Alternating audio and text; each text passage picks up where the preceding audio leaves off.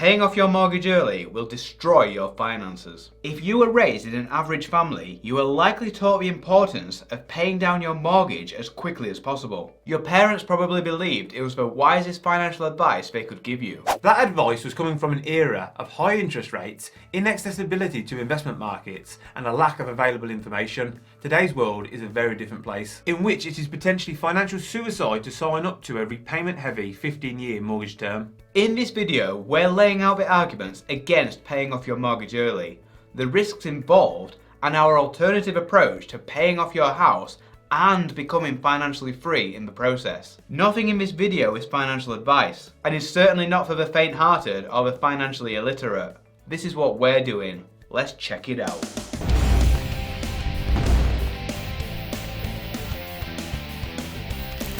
Welcome to Unshackled.com, the investment and finance channel and website that sets you and your finances free. That was Andy and I'm Ben, and if you like what we say, hit the like button and click subscribe. The myth around shorter mortgages. Maths teachers up and down the land will tell you that shorter mortgages make the most financial sense. A mortgage is a loan, they'll tell you, and loans attract interest so long as you hold them. If you hold the loan for fewer years, you will pay less interest overall. Case closed.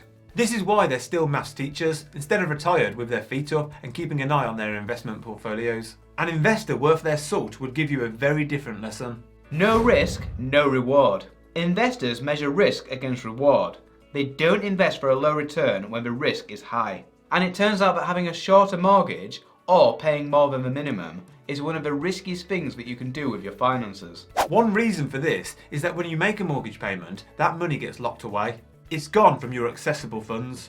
Extend this concept to mortgage overpayments and you find that a lot more of your money gets locked away beyond your reach. The reward that you get from making a mortgage overpayment is that you save around 2% on interest. The risk is that when hard times strike, as they do for all of us at some point, your money is locked away in mortgage jail and there is nothing you can do to access it. Repossession risk is higher for overpayers. Let's start at the extremes before looking at the more everyday ways in which overpaying can kill your finances. Overpaying now actually raises your risk of repossession in a downturn. If you do the so-called right thing and overpay your mortgage, filling your house with equity and your pockets with air, then if the day comes that you lose your job and can't make those payments anymore, you're in a far worse position with the bank. How many people will have lost their jobs due to COVID and are now wishing they hadn't made overpayments on their mortgage? For one thing, you have no spare cash to use in emergencies. The fact that you've overpaid your mortgage previously counts for exactly nothing in your favour. And in the eyes of the bank, your house is a very attractive target for repossession. Say the bank owns 50% of the house because you've been diligent and overpaid, resulting in 50% of your mortgage being paid off. This means the bank only needs to sell the house for 50% of its initial purchase price to recoup their money. They get paid first, see, and you get nothing back. All your hard-earned equity would have gone up in smoke. In a recession, when the market isn't moving, they might be happy to sell at half the initial purchase price for a quick sale. If you find yourself in a recession, unemployed, and with house prices falling, like they were in 2009, then the banks will be looking at houses owned by unemployed people, i.e. high risk, and which are also full of equity. Because even in a falling property market, the bank can get their money back on these properties through repossession. Remember, the banks are keen to give money to those who don't need it, and the first to screw you when you're in desperate need of some. Contrast with someone who still owes 90% on their mortgage and so only has 10% in equity, whose house falls by 30% in a recession to 70% of its initial purchase price. The bank is less likely to want to repossess and sell this house because they know they'll lose out. If they're trying to scrape together some emergency profits mid-recession, then they'll start with the low-hanging fruit. An investor's approach to mortgages. We hate the idea of locking our money away in the bank's pocket for years, outside of our control. Much better to keep as much money as possible back from the bank in our own pockets. It's partially a matter of control. That money is better off protecting us from recessions than protecting our banks. It's also a matter of return.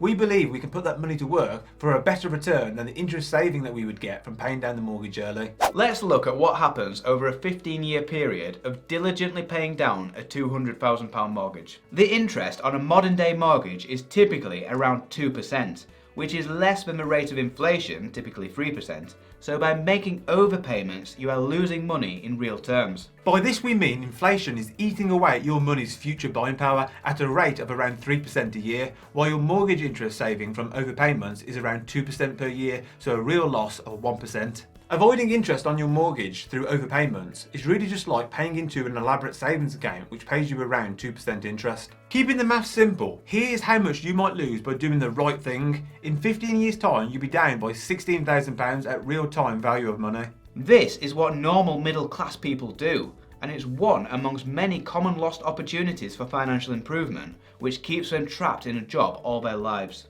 If you play the game with your finances, you can retire early. You could pay off your house in one go at that point as well, and have your feet up watching the world pass by the time you're 40. Being smart with your mortgage payments opens up a big opportunity for you to build an investment portfolio of stocks and shares and other investments, which pay you a big passive income for the rest of your life. Investors is how we would describe ourselves if people asked us what it is that we do. My dad summed up what we do as just moving money around, which is a great way to think about it. Instead of moving money from your current account to your mortgage account, instead move as much of it as you can to a stocks and shares ISA, whilst only making the minimum repayments on your mortgage. It takes the same amount of effort, except one movement of money could cripple you financially, and one could set you financially free. Here's how much of a difference it can make over the same 15-year period.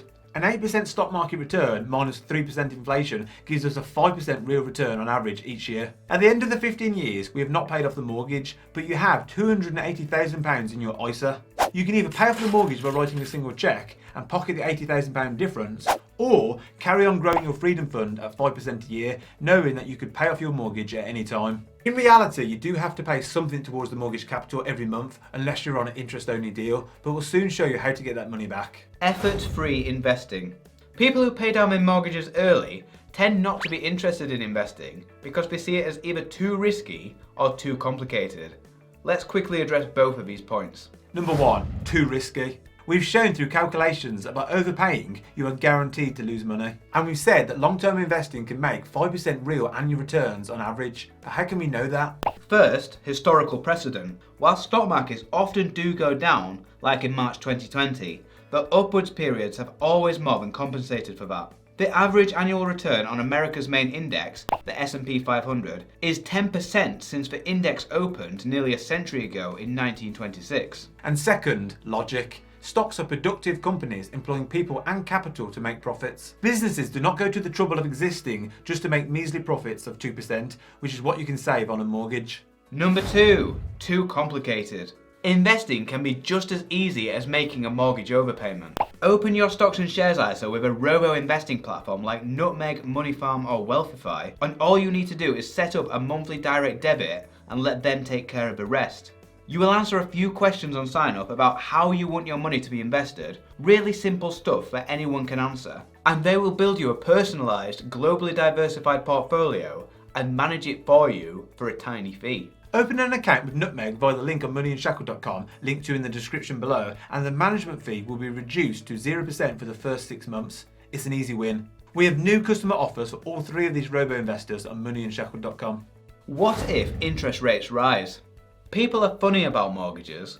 They think they are magic in some way, and that they must be treated with reverence, but they are just a very low interest loan over an incredibly long term. People seem to panic about not paying down their mortgages in case interest rates rise in the future.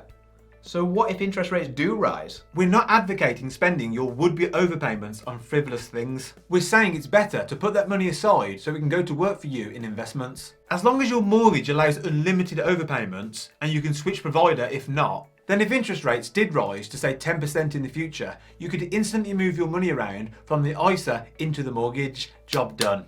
The risk is that your investments may lose value if interest rates suddenly rose significantly. But interest would not rise suddenly, it would happen gradually over many years, and you'd be able to see it climbing long before it approached the 8% average return available on the stock market. Extreme money moving. With mortgages, we personally are willing to go further than most people. We actively avoid having money in our houses. I have a 35-year mortgage, which is the longest term I could get, which means that my capital repayments are as small as they could possibly be. But as well as this, I have now 3 times withdrawn equity from my house. You can do this when you change mortgage provider, which you can usually do without penalty if you're outside of a fixed term. Many people are on fixed term mortgages of 2, 5 or 10 years with a variable rate thereafter, even if the total term is for 15, 30, 35 years or so on. I'm on a special tracker mortgage, which means I can restructure my deal to withdraw equity at any time. The first time, I took out around £30,000 to invest in another rental property. The second time, I withdrew around £20,000 to help transform another rental property into a HMO multi-let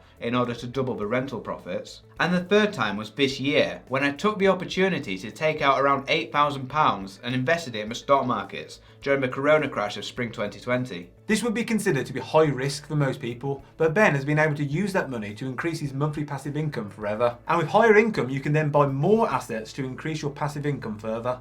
What could have been sat in a house losing value can instead be put to work to build a future income stream of possibly thousands of pounds a month. Whether you stop overpaying your mortgage, extend your mortgage term, or even contrive to get some money back out of your house, just by moving money around, you can be much more financially secure. Question of the day: are you overpaying your mortgage, and how are you balancing that with investing? Let us know in the comments below. Thanks for watching. On this channel we talk a lot about personal finance, investing and all things money, and if you want to see more great content, please click the subscribe button below. This is MoneyUnshackled.com.